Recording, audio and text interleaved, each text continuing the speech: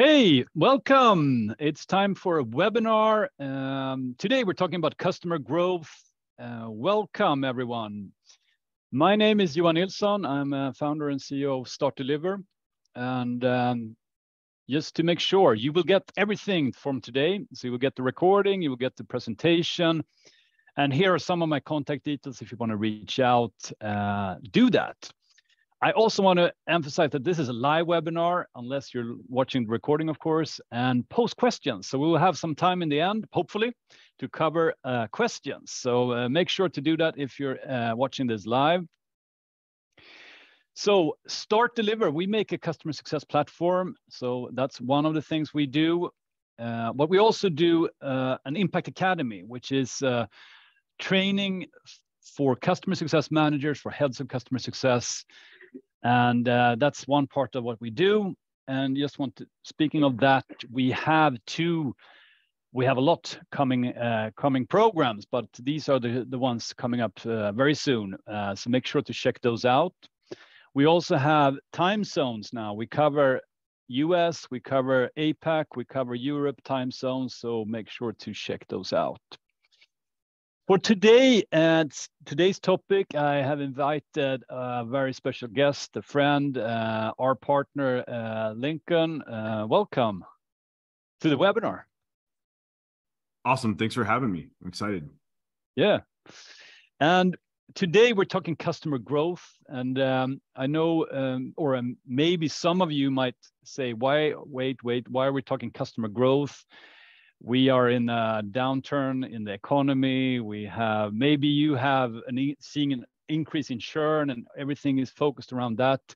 So why are we talking customer growth? And I think that's exactly why we need to talk about that. Yes. Right? Yeah, I agree. So I'm excited to talk about this today for sure. I think the timing is actually really good. No, I think so. And I mean, let's start there. Just like say that you have been seeing some increases in churn. I mean, a lot of time you spend most of your, if you're in customer success, you put your focus there. But does that mean that you can't do expansion at the same time? No, I think there's I don't know if it's a myth or just a misunderstanding that if you have churn, you can't really do anything else.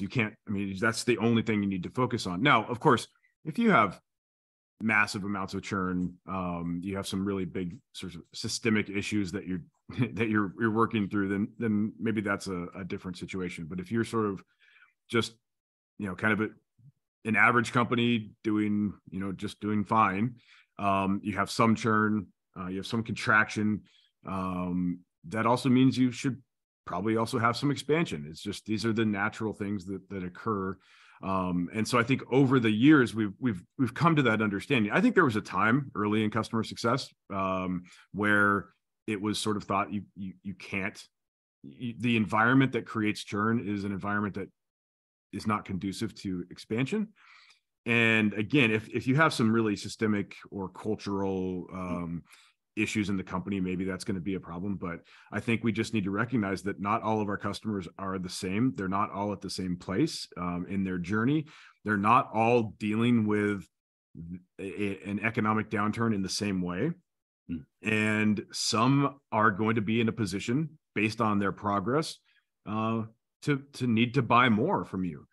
If we just take this economic downturn and say, well, everything's bad, let's not worry about it, then you're actually going to be not giving some customers what they need when they need it by avoiding trying to upsell them.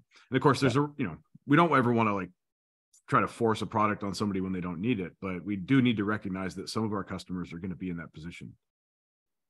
Yeah, and if you're in the leadership of this and you're head of customer success, of course, if you have some contraction, some churn, I mean, if you're looking from an NRR, net revenue retention perspective, you need to look at how we also can have expansion to compensate and end up in a positive way from a net revenue retention point of view as well.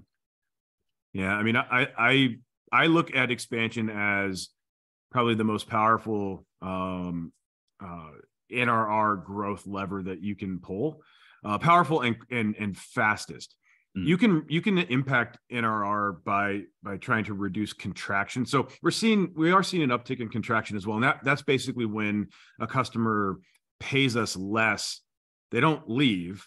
That means that we're seeing a lot of right sizing of accounts. Yeah. So customers that bought too many seats, Right. they were or with layoffs, they have licenses that they don't need anymore. And so we're seeing contraction at the account level in that way.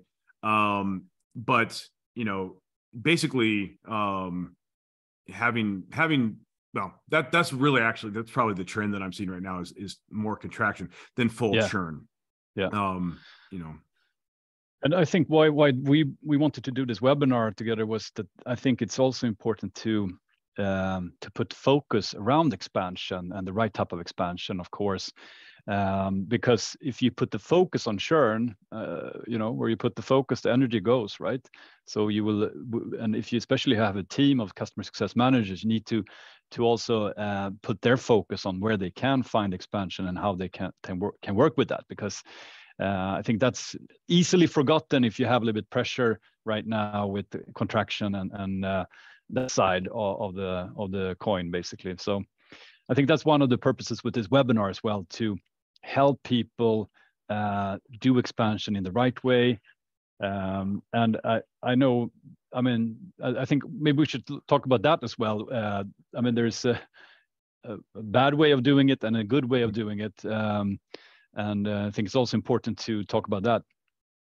Yeah. So I like to say there's a way of doing it that's going to lead to just sort of incremental growth, almost at best.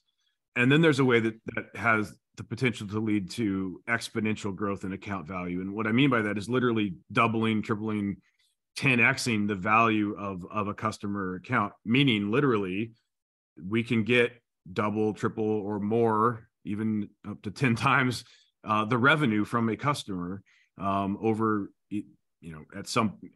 their lifetime with us, if we look at things the right way. And so the wrong way, and I'm just going to lay it out like that, is to approach expansion sales like you do new business sales.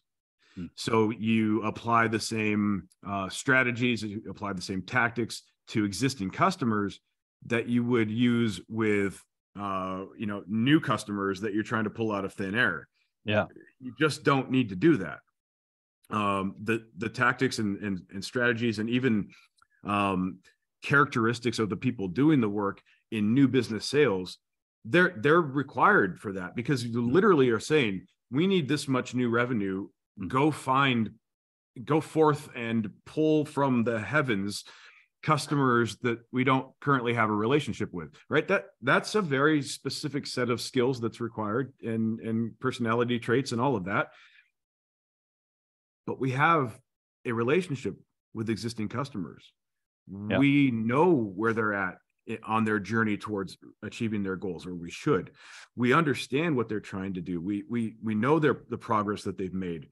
And we should know, as they make progress, that some of those progress milestones are going to have an associated expansion opportunity for them. Yeah. And when they get there, we should sort of surface that opportunity with them. And if they're interested, then we turn it over to sales or whatever to sort of close the deal. That approach, tying this to their actual progress, that's where we can achieve that exponential growth.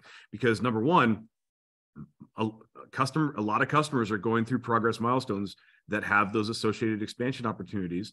We're just not recognizing that. And number two, we may be able to get customers to those different progress milestones multiple times. Like in one calendar year, they may go through several of those. So we might get multiple expansions with a customer. Like no one would ever, I think, when creating quotas or upsell goals, say, you know what, let's try to sell a customer 3 times in 1 year, right? That would be aggressive. That would be seen as just unrealistic. Yeah. But if we understand their actual progress, that might just happen by simply focusing on making them successful and moving them through those progress milestones. So incremental growth comes from applying new business sales tactics to expansion. Exponential growth comes from looking at this as something very special and unique, this relationship that we have with our customers already. Yeah, so that's a completely different way of looking at when you need to start assessing this as well. I think you mentioned it there, but I think that's also to avoid doing like you do in new business sales. We need to think of this differently, and maybe we should stop a little bit around also what kind of potential, how if you're coming in new and you want to start assessing what kind of growth you could do. Where do you start? And I think we mentioned some things that we shouldn't do, but what can we do here to come up with some sort of a plan as well? Sure. And I like to start with what not to do, because in this case, you don't always start with what not to do, but in this case, yeah, if you look up anything about expansion or upselling, it's all just sort of taken from new business sales. What we're talking about here is it's what world-class companies know. What we're talking about here is what companies that have NRR well over 100%. It's what they know. But if you just kind of Google this or ask ChatGPT to tell you how to do upsells, you're probably just going to get the old school new business sales tactics. So, we need to look at expansion revenue as really the most predictable revenue that there is in a company. Like the predictable revenue that you get from new business sales isn't really predictable. It's kind of just a math problem. Yeah. Here's our goal. Here's here's our close rate. Yeah. Here's how many leads we need done. When we look at our customer base and we look at how many customers are going to be progressing through certain milestones, and we know that those milestones have associated expansion opportunities, we can take a CSM's portfolio of customers, and we can say, this is how many customers will hit a milestone that has an expansion opportunity this quarter. And we can say that, because every customer is going to be different in terms of the different segments. So we can say for this segment, the value of those expansion opportunities is this. For this segment is this. Now we look at the portfolio and we say, here's the expansion opportunity in terms of revenue for this customer, for this CSM's portfolio of customers. Pull all that together for all the CSMs. Now you know what the actual expansion opportunity is within your customer base. And I'm telling you, in my experience, that's often much higher, like several times higher than you would have ever thought to come up with for a sales quota. But it's also actually attainable because it's based on their progress. So that's what I mean. We should know, like, in terms of predictability, we know where our customers are, we know where they're going. Or if we don't know that, we need to start there, of course. And that is exactly it. We need to start with that analysis. So I just want to pick up on that. What you mentioned about segmenting the customers as well, because, for instance, if we go back now to the scenario that you might have contraction in some segments of your business, some of these segments, as you say, if we identify them and we see they're doing a lot more with us, that's where you have these expansion opportunities as well. So I think it's also plays into, you might see some industries, some segments of customers are having a tough time in this economy. Some will still be doing quite well. So it comes back to that as well, having a clear segmentation as well and understanding your customer base and where they're at. I mean, what you just said is absolutely critical. And one of the problems with the way that things are usually done, we're talking about applying new business sales tactics and techniques to and strategies to existing customers. But I think there's usually what we didn't mention there was that it's very often literally the new business sales team that's also kind of going after existing customers, right? Yeah. Or maybe there's a growth team, but they're using these techniques and these tactics, and they're doing this without collaborating or really just in any way syncing with customer success on where the customers are in their journey. So you have, basically salespeople pitching to customers that are not in a place to buy something more. Maybe they're in a life cycle stage where it just doesn't make sense. Maybe they're at risk.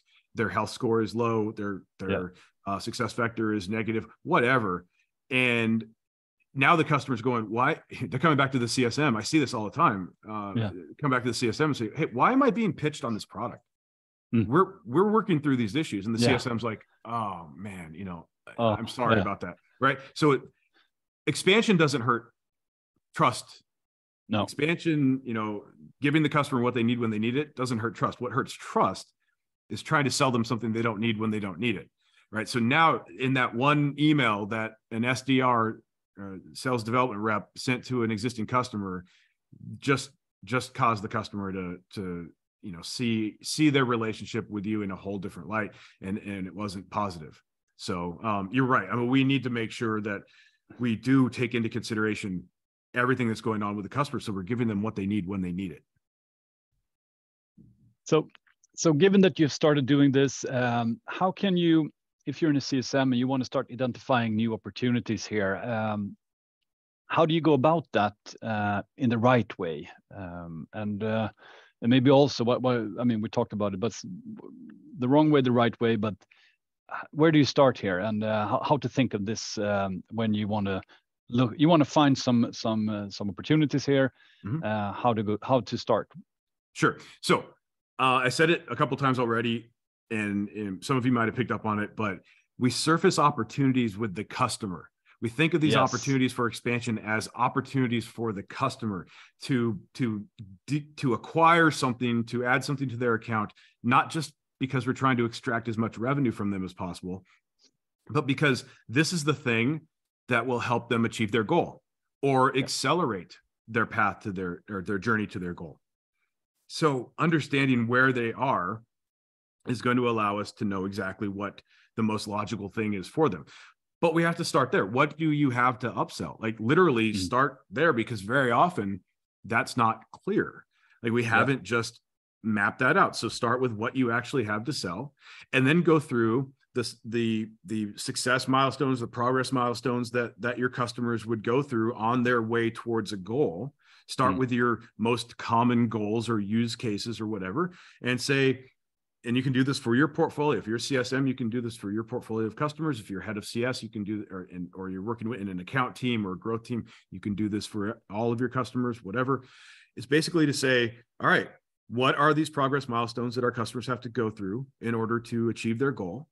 And which one of these have a logical expansion opportunity? So we take that list of things we have to sell and we say, when would it make sense for them to buy this? Now you have that. Now we can look at our customers and say, of the customers that I manage as a CSM, which ones are going to hit those success milestones this quarter?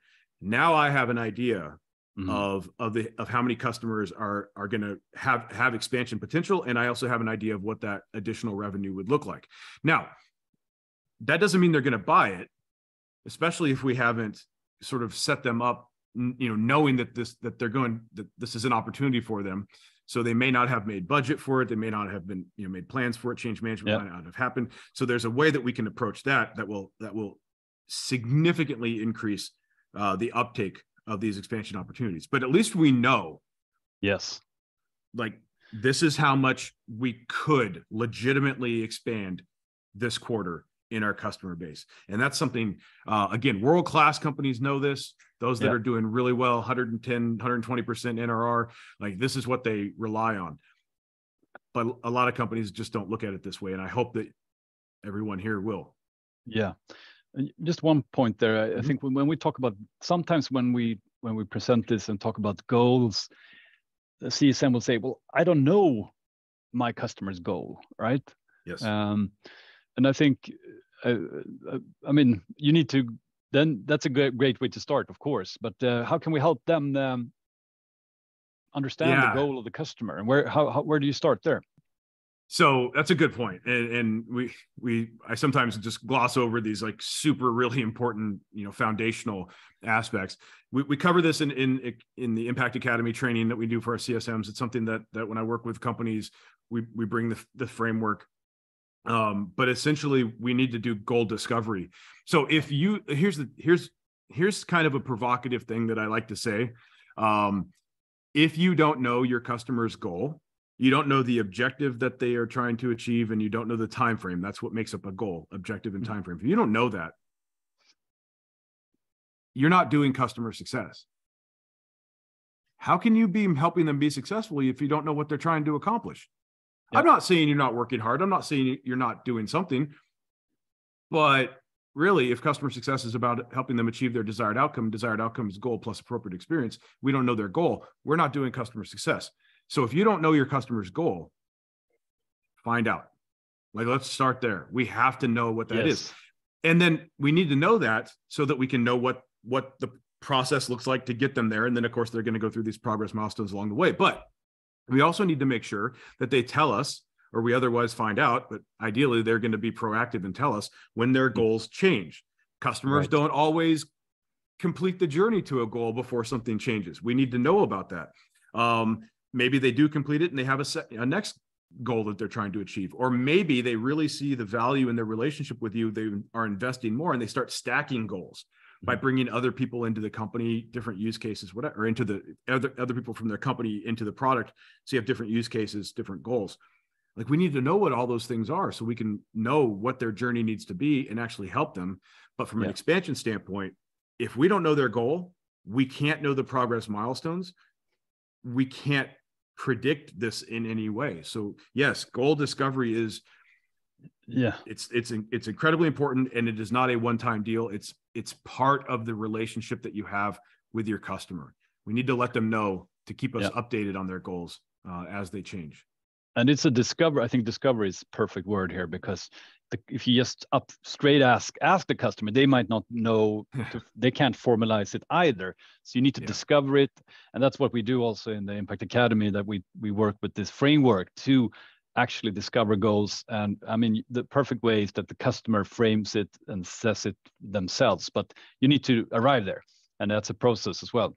Yes. I think that's perfectly said, because I think a lot of times we talk about it as goal setting. Yes. And that's just that is not usually what's happening. We can't set goals if we don't know what they are. And a lot of times customers, maybe they know what their initial goal is, but they don't really know what the next one would be. And so we have to kind of help them. We have to pull in, other customer stories. Hey, other companies like you, this is what they would do next, or this is how, this is what they're thinking about. So you have sort of that, your positioning as an authority is greatly improved by being able to help your customer discover their own goals. But essentially, it's a discovery process. And it's an ongoing process, because it's always going to be changing. So we have to start there. And that's going to give us their path, and then the rest of the stuff will sort of fall into place. And when they reach one goal, it's the next one, right? So as you say, it's you never stop here. So we have assessed the potential in a new way. We have this new way of identifying opportunities. How can we make this happen in a not to push things on the customer, but really be the facilitator? How do we do that? So there's a concept that I came up with. I don't know if I came up with it, or I sort of learned it from somewhere and brought it into what we do here. But it's the idea is called orchestration, and essentially we're just trying to manage expectations properly. That when this thing happens, this other thing will happen. And if we do that right, this other thing that will happen is not just something that people will know is going to happen. They'll actually anticipate it. So in terms of expansion, we would say, maybe not in these exact words, you want to say something that actually is meaningful to your customers, but your CSMs or you would actually say to the customer something along the lines of, when you achieve this progress milestone, we'll talk about adding this thing to. So we actually start with, okay, I understand your goal. I understand what you're trying to achieve. So when you get to this progress milestone, we'll talk about adding this thing to your account, whatever that is, add on, adjacent product, whatever. But you're not ready for that right now. So, but when you are, we'll talk about adding that to your account. There's a lot of psychology in there. We break that whole thing down. We spent an entire week in our training just on that. There's a lot going on there. But essentially, you're telling them, I could try to sell you something right now, but I'm not going to, because you're not ready for it, which is like, amazing because everybody's like, what? That doesn't happen. And but you're also setting them up for like, when you get to this progress milestone, this is the thing that you would want to add. So right there, they're thinking about what they would need to do to get budget for that. You know, to what it would take to just make that happen from a change management standpoint internally, what sort of authorizations they're going to need to be able to make that work. And so when we get to that point, and we would do this at a certain time, you know, give a good enough lead time from when, you know, when we think they're going to hit that progress milestone, so that there is enough time to do that. When they finally get there, we say, hey, let's talk about adding this thing to your account. And that's how we get, you know, go from like, you know, relatively low uptake of expansion sales because they're kind of out of the blue and they didn't expect them, to all of a sudden, like 70% or more people taking it because we're just presenting it. And it has nothing to do with being salesy. That's not salesy. No. There's, you know, you don't have to have your CSMs be salespeople or be aggressive and, you know, pushy to try to hit quotas. I'm just telling you, when you get to this point, the most logical next step for you to achieve your goal or to accelerate your path to that goal is this.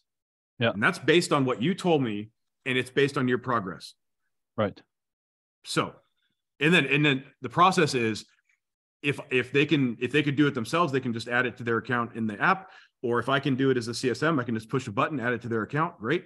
If it's a process that somebody else needs to be involved with, the salesperson or the AE, then once I've surfaced that opportunity with the customer, then I hand it over to whoever is going to basically take the order and work the deal. Yeah. I'm only doing that because generally in that case, it's a little bit more complex, and as a CSM, I just don't have time. Again, it's not about trust or anything like that. So, you know, it should be a no drama event. It's still going to be a process.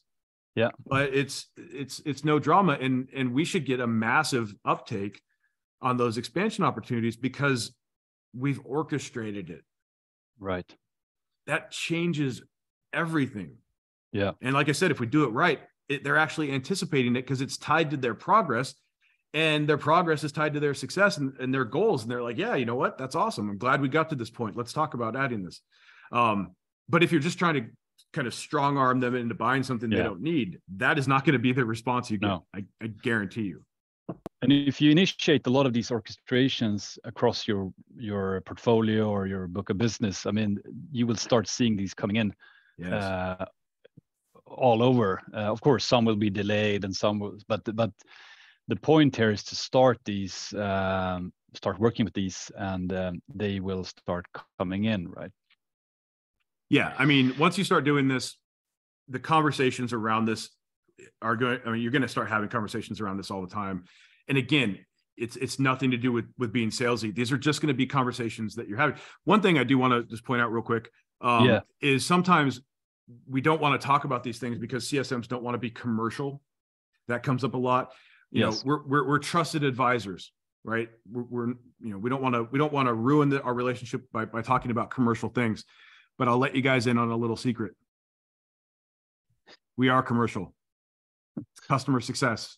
Customer, right there in the name. Nobody is under any delusion that this isn't a commercial relationship. So we can just scrap that whole aspect of like not talking about it, because if you don't give the customer what they need when they need it, even if that means they're going to have to pay more, then you are not helping them be successful, at least not in the way that they need to be. So know their goals, give them what they need, and we're going to have really successful customers and a lot of expansion. I think that wraps it up perfectly, Lincoln. So that's what we do at the Impact Academy. This was a quick session to go through the highlights, but if you want to work with this in more detail and you want to work with this with your customers, that's how Impact Academy works. So it's a very hands-on program where you work through 3 weeks with your customers through live sessions, through breakouts. So make sure to check that out. We are actually at the hour here, so I want to thank everyone for tuning in, and thanks a lot, Lincoln, and I'll see you all soon. So all the best. Thanks.